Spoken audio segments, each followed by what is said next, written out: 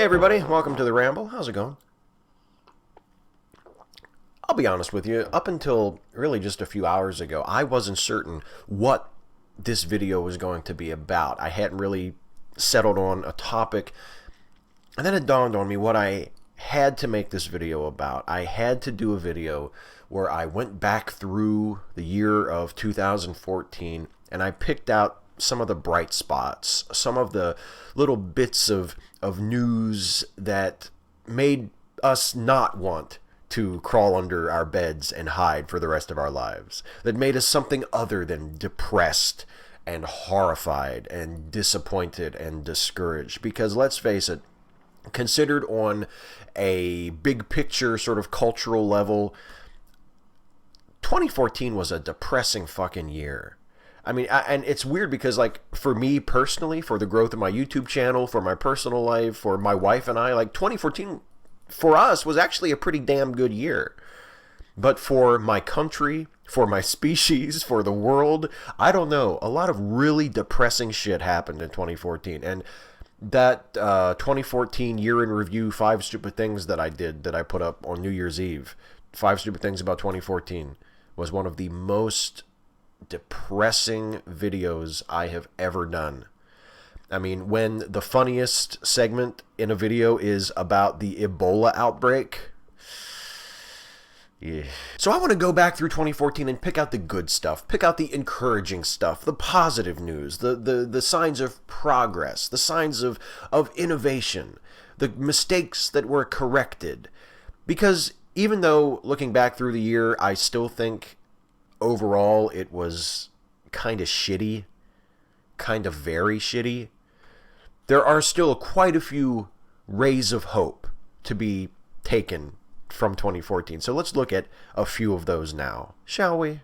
Let's start with same-sex marriage, because 2014 was actually a pretty great year for same-sex marriage and for gay rights here in the United States. Take a look at this. This is from CNN's 2014 year in review fast facts page. Look at this. May 19, same-sex marriage becomes legal in Oregon. May 20th, same-sex marriage becomes legal in Pennsylvania. June 1st, same-sex marriage becomes legal in Illinois. Let's go down a little further. October 6th, same-sex marriage becomes legal in Oklahoma, Utah, Virginia, Wisconsin. October 7th, same-sex marriage becomes legal in Colorado and Indiana. October 9th, same-sex marriage becomes legal in Nevada and West Virginia, for fuck's sake. October 10th, same-sex marriage becomes legal in North Carolina. I think you get the point. It was a big year, a huge year for states in the U.S.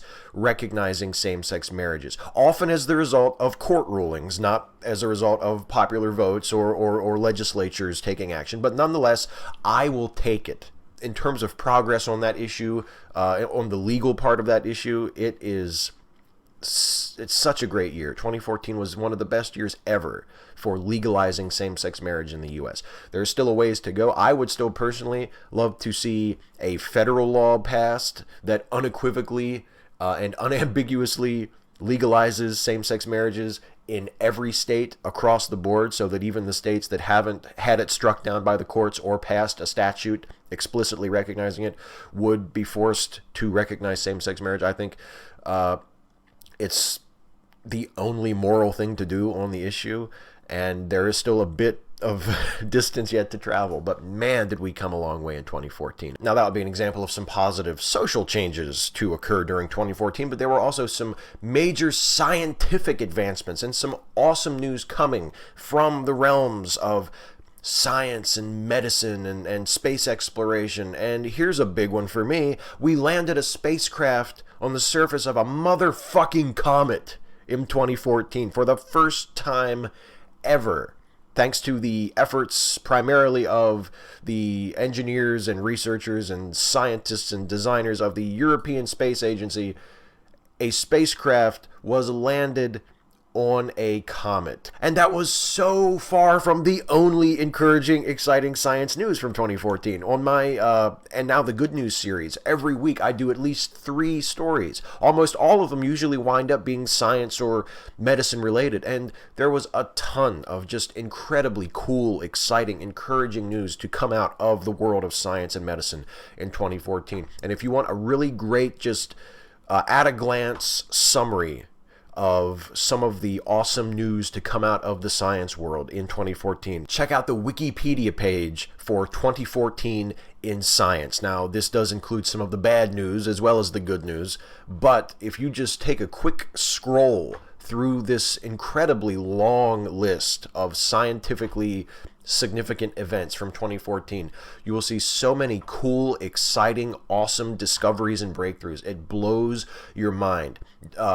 January 6th, a new way to destroy metastasizing cancer cells traveling through the bloodstream. January 16th, a new gene therapy technique has restored the sight of 6 patients who would otherwise have gone blind. February 9th, the discovery of one of the oldest known stars in the universe is announced. I remember talking about that on And Now the Good News. March 30th, the first evidence that CRISPR can reverse disease symptoms in living animals has been demonstrated. Using this new gene editing technique, MIT researchers cured mice of a rare liver disorder. I remember talking about that one too.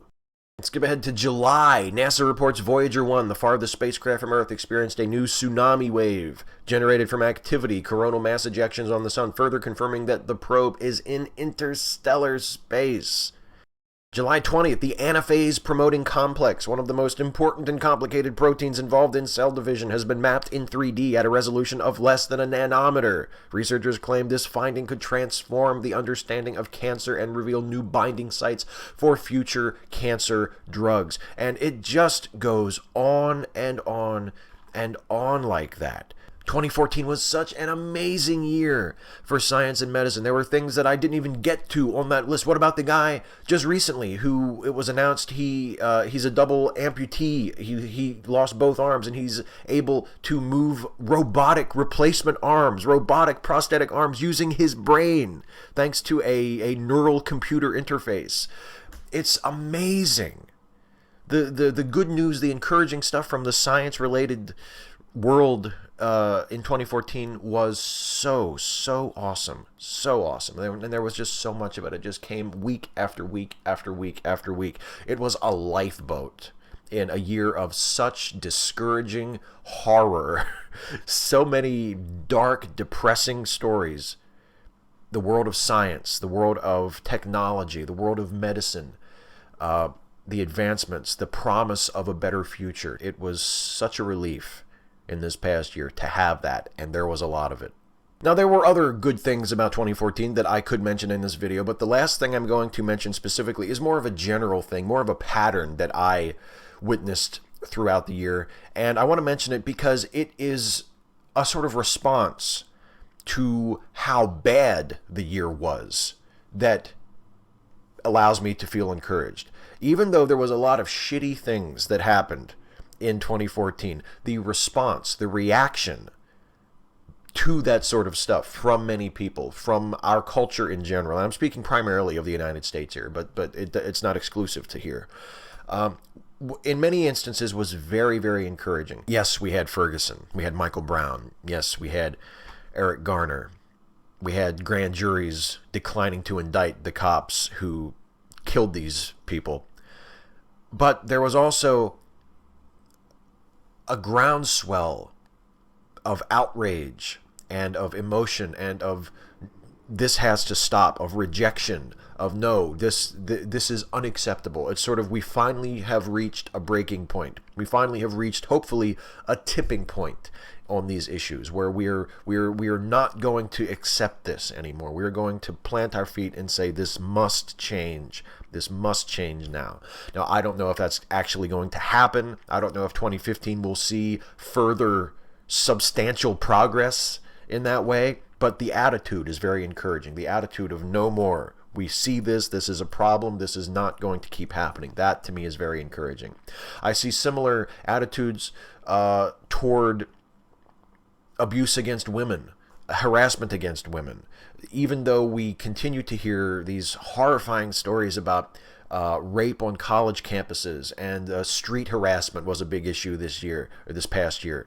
Women being catcalled walking on the street, women being verbally abused, in some cases even physically attacked for not responding to flirtatious men in ways that the men would want them to respond. I mean, that sort of thing has been disapproved of generally in the past, but the cultural prominence that the disapproval of it attained in 2014 was encouraging. The number of people who were willing to stand up and say, this is unacceptable. This has to change. We need to do something about this. This can't keep happening. It was encouraging to me. It feels like even though we have a hugely long road ahead of us in those areas, that we're moving in the right direction and we are gathering strength and gathering numbers. Several states and several cities passed higher minimum wage statutes to raise the minimum wage far, far above, in some cases nearly doubling the current federal minimum wage, which was a great bit of good news for me. Incredibly, incredibly encouraging.